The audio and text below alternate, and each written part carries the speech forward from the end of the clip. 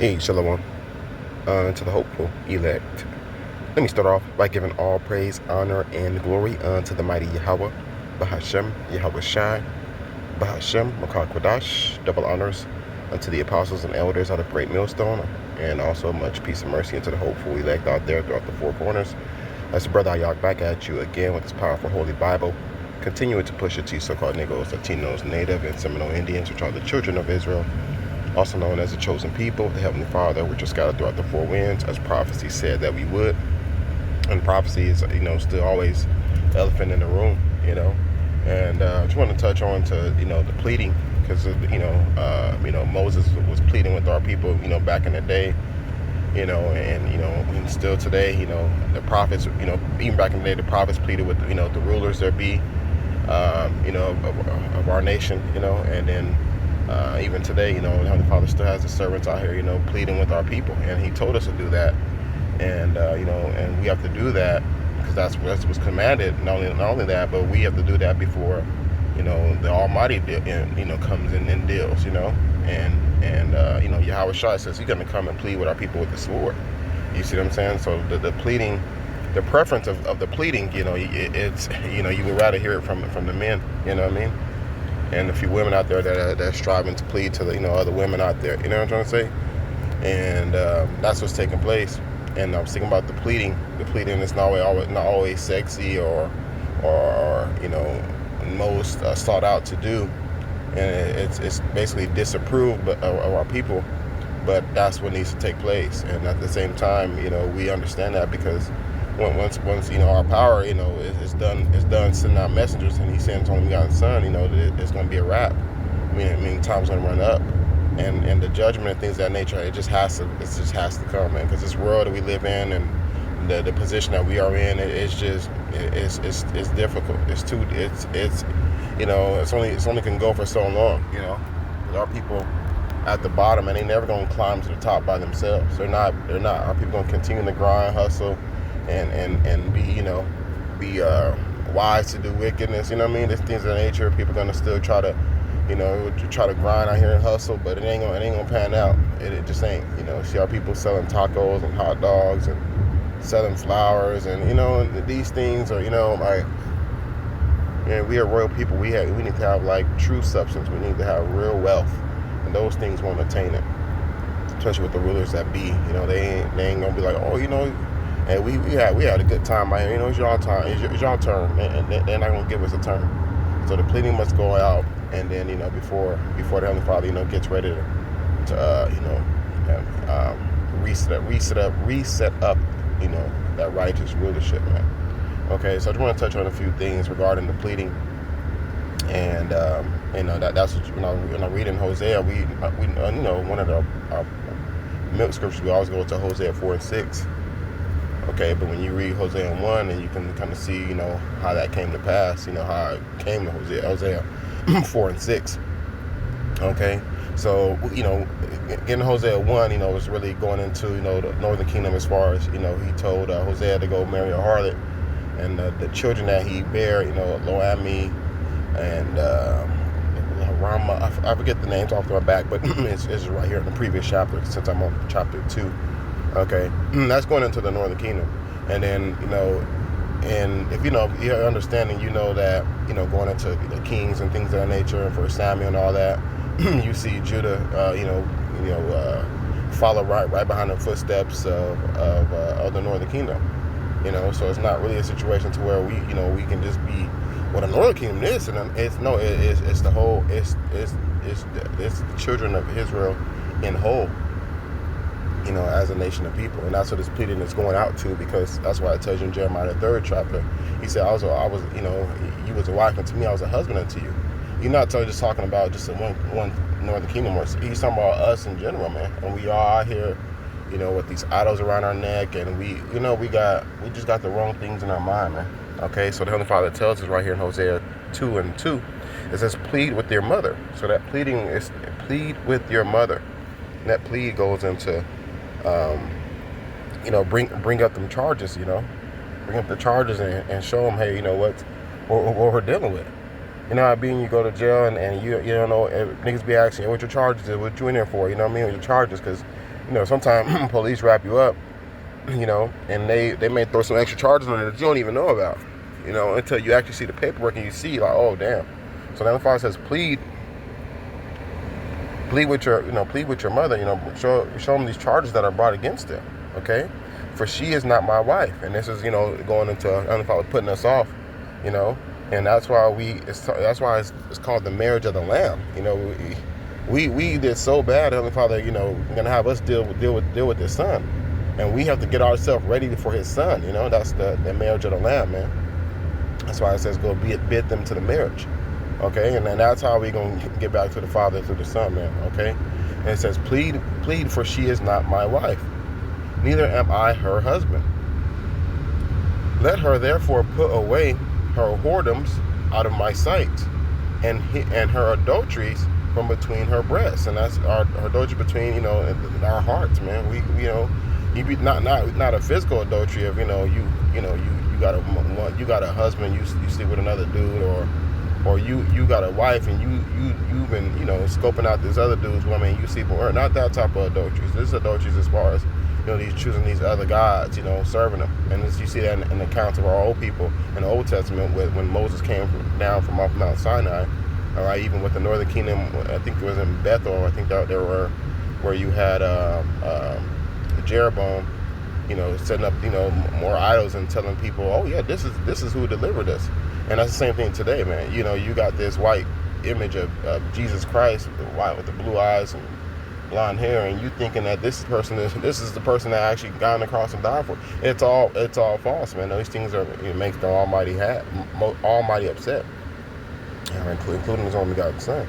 It says, lest I strip her naked, and set her as in the day that she was born, and make her as a wilderness, and set her like a dry land, and slay her with thirst. And that's just, you see that taking place, so you can know what it looks like, man. Seeing people out here dry and naked without any covering, seeing that those idols and this shit didn't add up to nothing. Okay, and it says with thirst, and a lot of people are thirsting without this, this water, this drink, this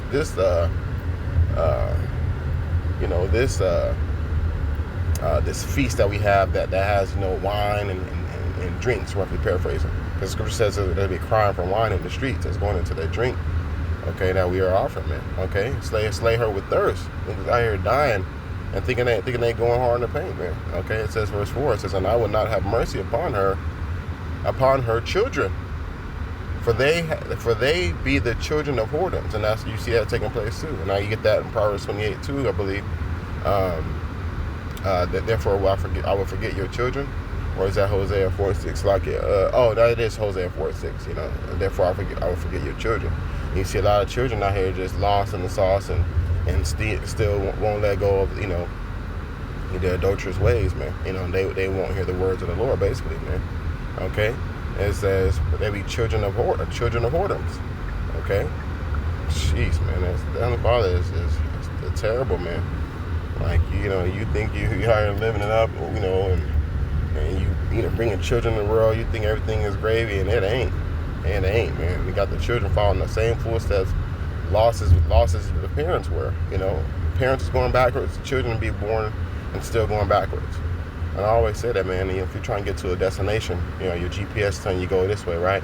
And you're going the opposite way. You let me know what the ETA is when you arrive home. You ain't, because you're going the wrong way, man. Okay. For their mother hath played the harlot, she that conceived them have done shamefully.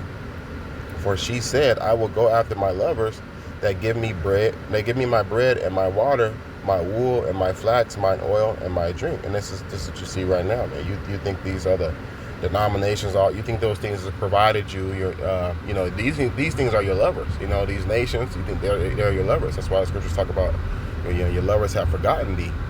All right, it says, and you think they give you bread and your water and all, and that's why niggas be thinking, oh, pray for my president, because he and all these things, man. Okay, and you shamefully about doing that shit. You don't even think twice about it. And you said, oh, I'm gonna continue to go after my lovers. All right, therefore, verse 6, therefore, behold, I will hedge up that way with thorns, see, and make a wall that she shall not find her path. See, that's what's going on. When you've lost, you keep running to that same brick wall, man. You ain't doing what you think you're doing. Okay? Oh man. It's like yeah. Man.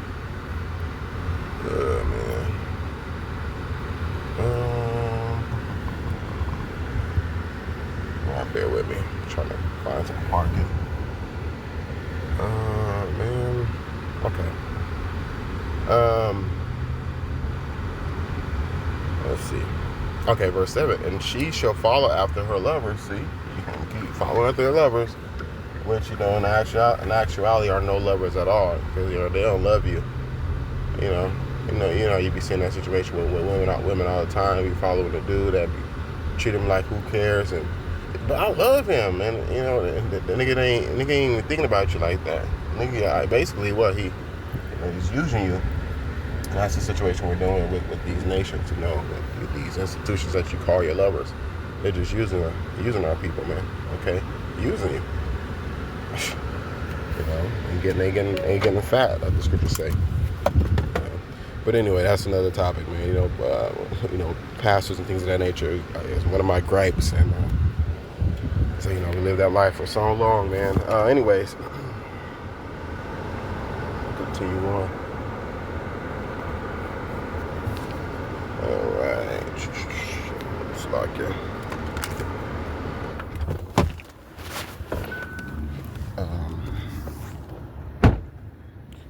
All right, and so again, verse 7, it says, and she shall follow after her lovers. And that lets us know, too, that, although we plead with our people, we want to get them to understand the things of their nature, but, a lot of them are still going to,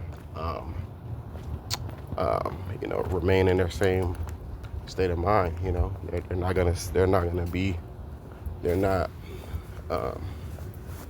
They're not convinced of what we're saying. You know what I mean? They're not gonna bite the bait of just the word. They want us to put on a performance with the ushers and the dancers and the singers and our cars and our houses, and maybe that may convince them a little bit more. But us on the highways and hedges, that's not appeasing to them. The word ain't enough. That's how in these churches. That's what you see what's taking place. It's the word. The word is definitely not enough. That's why they're doing way more than that. Okay, and she shall follow after her. She shall follow after her lovers, but she shall not overtake them. See, they gonna keep you. They gonna keep you at they call that an arm's length, and you're not gonna overtake them. You're not gonna. Oh, I'm gonna run this church how I want to, and I'm gonna get up to the top, and I'm gonna see how they really run things. And I'm gonna check. No, you're not gonna be able to get that high. You just not. They gonna keep you in a position where they can, continue to dictate unto you. All right, you see that right now, man. Well, any denomination you pick, man, it's powers that be that are above you. You want to get into, you want to go on Trinity Broadcast Network or whatever. It's you gotta go through the exec and the CEO, and none of those are you. Okay, it says, but she shall not overtake them.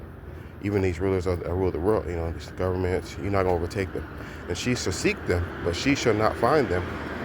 Then shall she say, I will go and return to my first husband, for then was it better with me than now. And that's heavy. I'll leave it at that because that's heavy. Because that shows, goes into Jeremiah the 3rd chapter as well, man, that the Heavenly Father is still like, his mercy is on a way different level than our mercy, man. He still will take us back. A woman wild out on you, you'd be like, nah. You'd be like, man, I'm not taking her back. But the Heavenly Father says, if you understand, if you see that these things are dead end, you return it to me, then I'll return it to you. But if you be boastful, proud, like it tells you in Jeremiah 3rd chapter, like, shit, man, this shit, well, at least this is better than with my first husband. You start talking things like that, then the Heavenly Father be like, okay, stay with him then. See what he do for you, okay? But I'll leave it at that for right now. Just on Hosea 7, Lord willing, we can continue on. Okay, all right then. And until next time, Lord willing, it's edifying. Until next time, y'all.